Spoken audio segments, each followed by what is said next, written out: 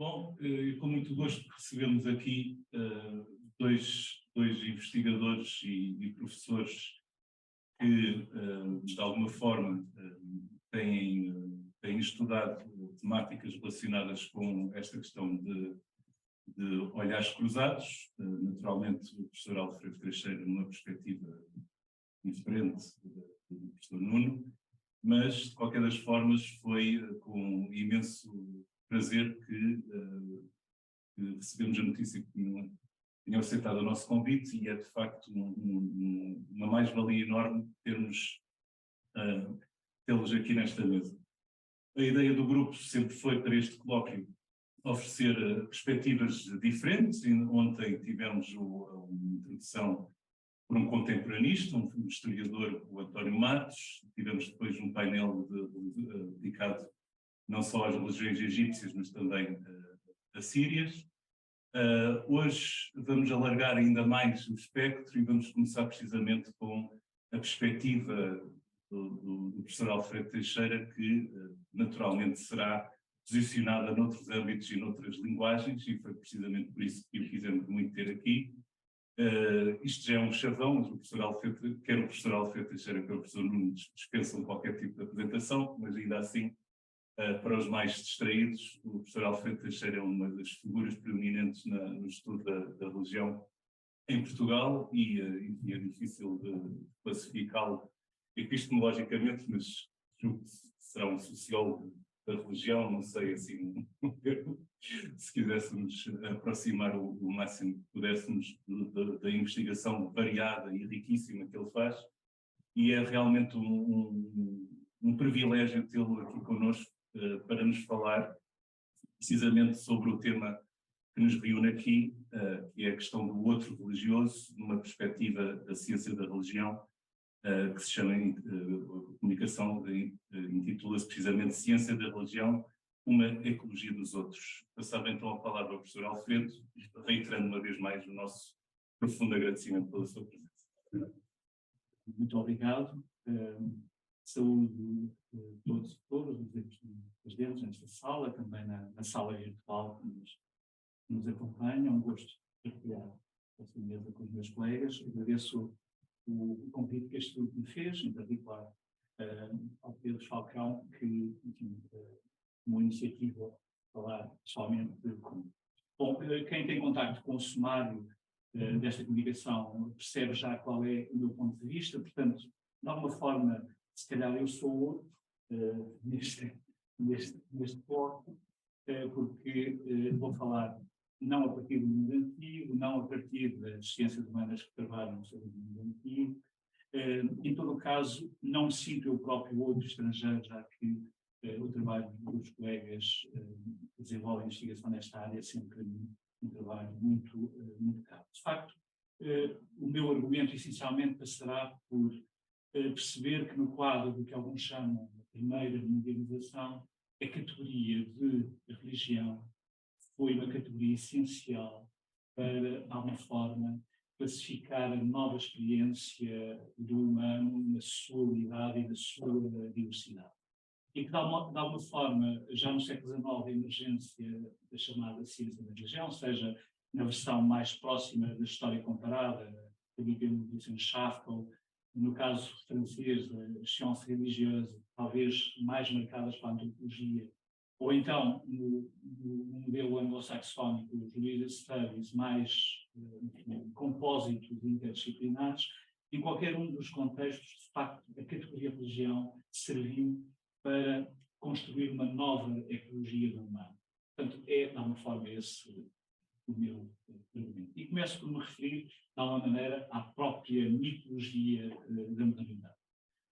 No chamado Diário de Colombo, encontramos uma anotação relativa ao dia 12 de outubro de 1492, observando que, nas Índias Ocidentais, onde o Santa Maria tinha acabado de chegar, no lugar que Colombo batizou de San Salvador, nativos pacíficos andavam por ali, nus e sem vergonha, como se estivessem à margem do pecado original.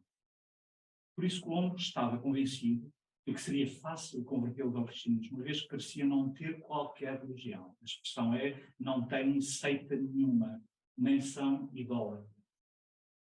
Se os índios são sem religião, ou melhor, sem nenhuma identidade religiosa conhecida, então é porque praticam a religião natural, implantada por Deus no início da humanidade.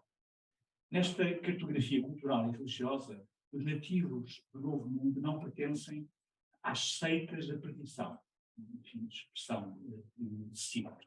Não são, portanto, judeus ou muçulmanos. Como Al-Amil observou, a narrativa de Colombo tem como subtexto a taxonomia medieval das religiões, segundo a qual, ao lado dos cristãos, judeus e muçulmanos, se identificava um quarto grupo que incluía todos os idólatras. No entanto, a composição do diário de Colombo inclui os habitantes do Novo Mundo numa nova categoria até então desconhecida. O regime de indeterminação religiosa destes nativos serve os interesses da cristianização, obviamente também legitima a própria atropelação. Nesta nova ordem mundial, este encontro cultural autorrepresenta-se como o tempo do achamento, do descobrimento, o que quer dizer, então, neste contexto, descobrir. Não é apenas encontrar alguma coisa de escondido, desconhecido. A apropriação do que é outro é o ato que torna alguém descobridor. A América não foi reconhecida como tal, mas tomada como um objeto bruto que podia ser moldado pelos descobridores. Por isso, na perspectiva do historiador mexicano, o Edmund Oberman, a América é, enfim, uma expressão muito comentada na historiografia latino-americana, a América é uma invenção dos europeus, já que os conquistadores encontraram o que procuravam porque o inventaram. O mito do No Man's Land legitimou as formas de apropriação e as práticas de dominação. As montanhas, os vales, os rios tinham os seus nomes próprios, como o próprio Colombo conhece, mas Colombo, investido do poder do descobridor, batizou-os com nomes espanhóis e cristãos. Nomear é, portanto, neste contexto, apoderar-se. No entanto, parece claro que este choque cultural tem um amplo impacto nas estruturas cognitivas, ou seja, na própria afirmação do humano como objeto para os saberes científicos modernos em construção. É por isso que a emergência moderna das ciências humanas seria incompreensível sem a observação da própria requalificação da categoria religião. Assim, na arqueologia da ciência da religião oitocentista, importa ter em conta não só os substratos etnográfico e comparatista, mas também a própria transformação dos quadros de inteligibilidade da religião. De facto, remonta ao século XVI a empresa moderna de tradução das culturas, na qual a religião se tornou uma categoria central na compreensão do outro. A partir dos princípios aristotélicos e tomistas, Bartolomeu das Casas propôs uma definição da religião centrada na ideia de conhecimento e desejo de Deus.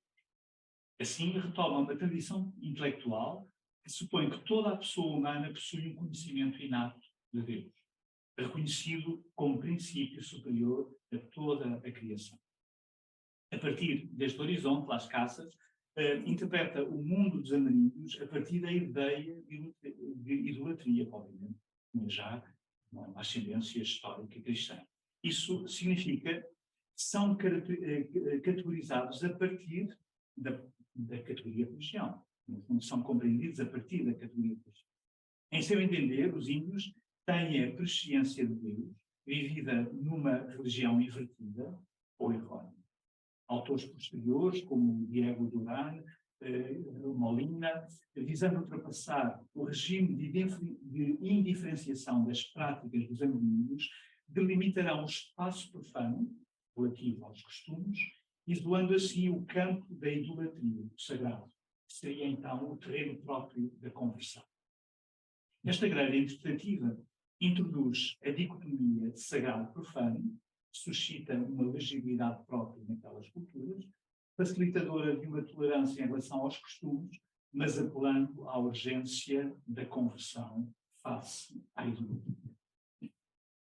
Para além dos célebres debates teológicos da Universidade de Salamanca, de natureza mais abstrata, estava em curso de facto impensado o desejo de conhecer as práticas e crenças próprias das populações ameríndias.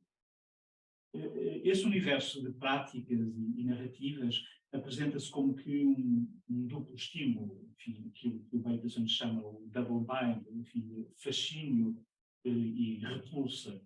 À medida que cresce o arquivo das descrições, num contexto de explosão da diferença, multiplicam-se os manuais de extirpação da idolatria, cujo uso se divulgou amplamente entre os missionários no Peru e na Nova Espanha. John Eliot, enfim, reconhecido historiador da América Latina, sublinha que a incapacidade europeia de assimilar as culturas ameríndias é comparável à história do confronto da Europa medieval com os muçulmanos. Na memória ibérica, em particular, o muçulmano representou a consciência do outro exterior pela excelência. Enfim, o lugar do outro interior estava ocupado pelo judeu. De facto, a narração desta alteridade ameríndia recorre à comparação com outras heterogeneidades. Enfim, muitas vezes as práticas das descrições que são feitas introduzem a comparação com práticas dos hebreus, dos romanos, dos muçulmanos. No entanto, a comparação com os muçulmanos merece uma particular atenção.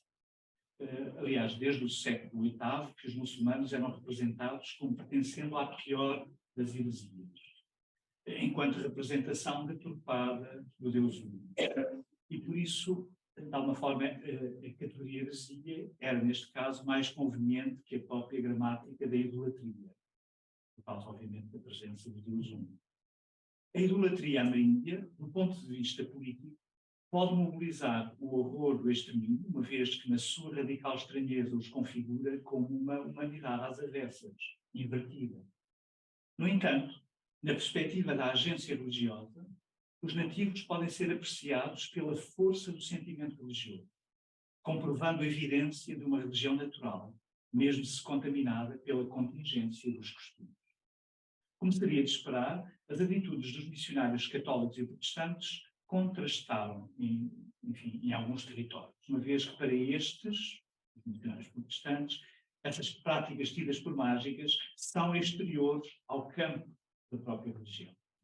Aliás, a atitude ambivalente relativamente à diversidade religiosa por parte dos missionários católicos, dir-se-ia mais etnográfica, encontra correspondências também na própria produção intelectual, como documenta Scienza Nova de Vico, publicada em 1924, mas também, obviamente, suscita inovações institucionais. De alguma maneira, a criação da Propaganda Fide em 1622 não deixa de comentar a incorporação institucional e da necessidade de ter estratégias específicas para enfrentar a complexidade dos novos contextos culturais. Nos alvores dos tempos modernos, este encontro do cristianismo com práticas culturais vincadamente diversas que levará a uma ampla remodelação da ideia de religião.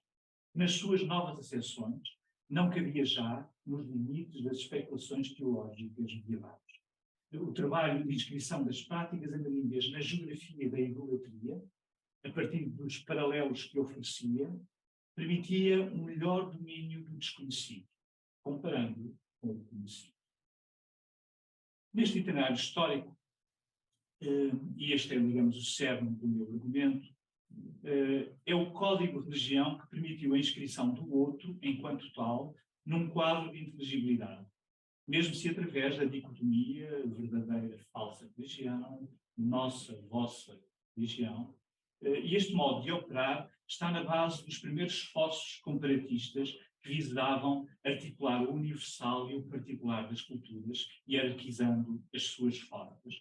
O jesuíta Joseph-François Lafitau, no século XVIII, lembrado como um dos fundadores do método comparatista aplicado à religião, na sua análise do sistema religioso dos nativos da Nova França, parte precisamente da afirmação da universalidade da religião, enquanto religião natural, desenhando um projeto de construir um quadro que permitisse registrar as diferentes formas que esse princípio pode assumir no tempo e no espaço.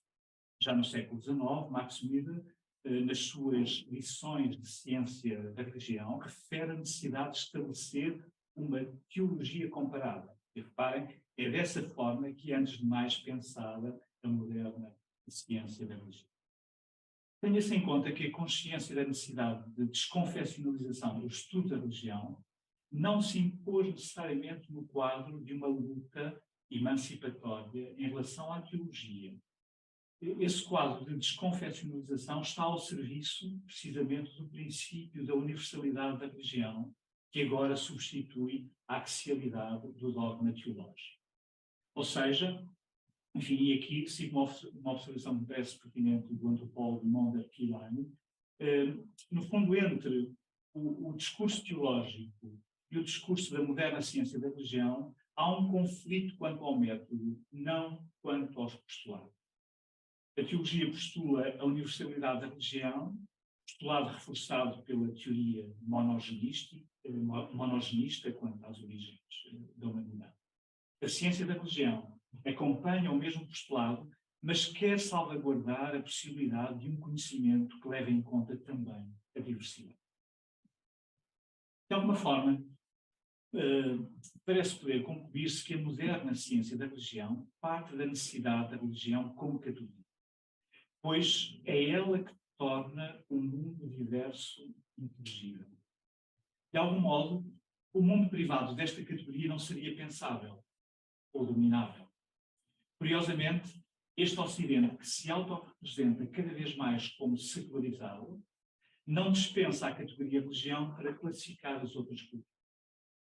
A persistência da categoria, mesmo no discurso mais laicizado, dá testemunho de um quadro intelectual que nunca renuncia à categoria religião para classificar as culturas.